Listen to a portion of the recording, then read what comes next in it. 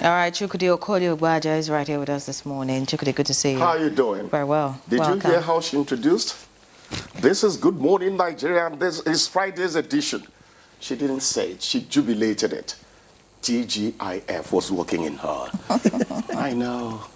Good morning, Claire. It's not everything you say. Okay, now. All right, yeah. All right, let's begin with the New Telegraph this morning. The New Telegraph newspaper leads with U.S. forces annihilating terrorists in Nigeria, Trump says. And, of course, so many writers to that. You want to pick up a copy of the New Telegraph to see that. Above that lead story, Tinubu approves targeted incentives for jobs, FX inflows from Shell's Bonga projects and others. Makinde meets Tinubu, says, I'm comfortable in PDP. Interesting. That's on page 2. Protesting contractors, Finance Ministry, there's clears 152 billion naira verified contract debt. That's on page 4. And Kudirat Abiola's murder, Supreme Court dismisses Major Al-Mustafa's trial. Above the masthead this morning, we have sustained infrastructure decay undermines federal government 10.51 trillion naira allocation to health. And looking below the picture story, we have impeachment. That's the kicker of this one. And of course, Rivers is in the news for that. CJ declines Rivers Assembly's request to probe Fubara deputy, and that's on page 4.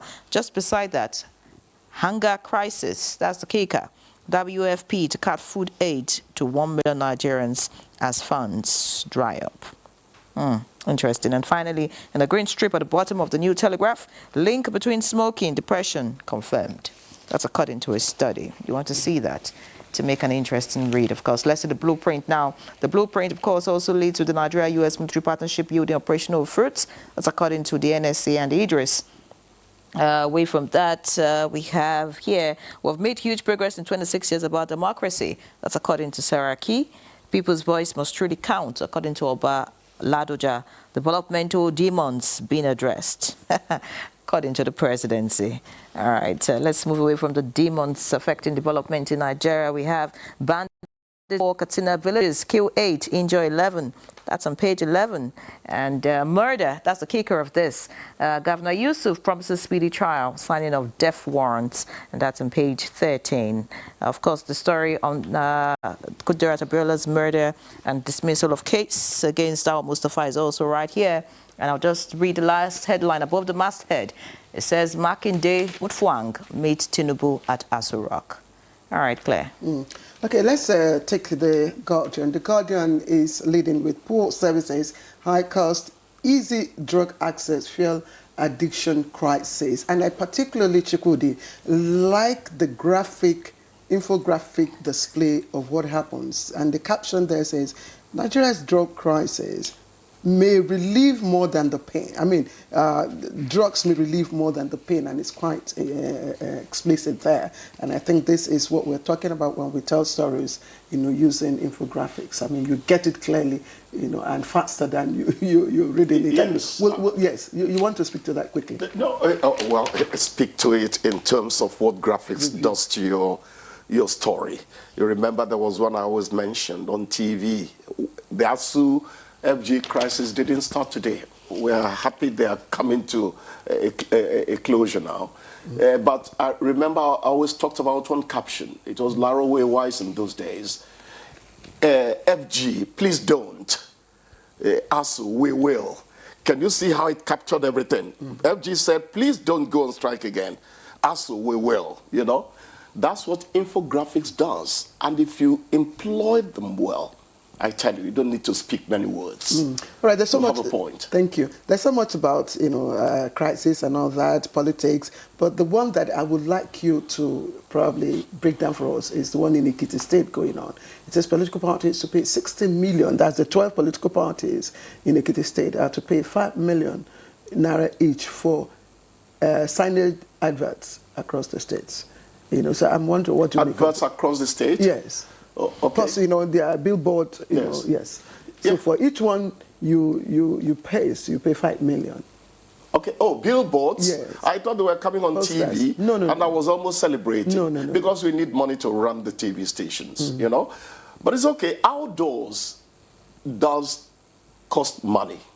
Outdoors, that's where billboards fall under. Yes. So if the state is, everybody is now interested in internal generation of revenue.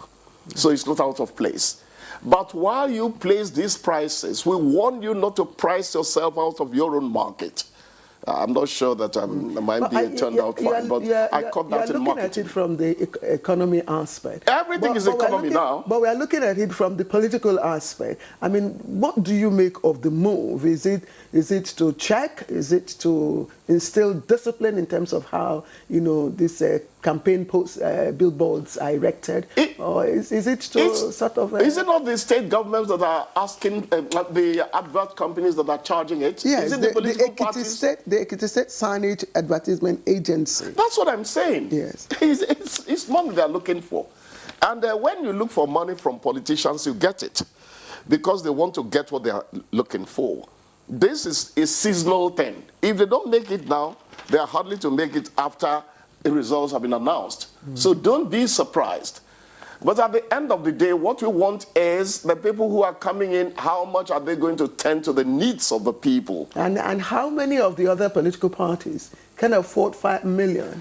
Leave affordability clear. Do not get on the political turf with politicians. No, we're looking at You're not fairness. going to know how they put you behind them. No, but we're looking at the core of our profession, which is, you know, presenting all parties, you know, political parties, okay, equal. That's what we call all sides all the time. All the time in reportage. Yes, that's the point. Yes. But you see, I'm sorry to say this, there would always be a disadvantage placed between the big man and the small man in the world.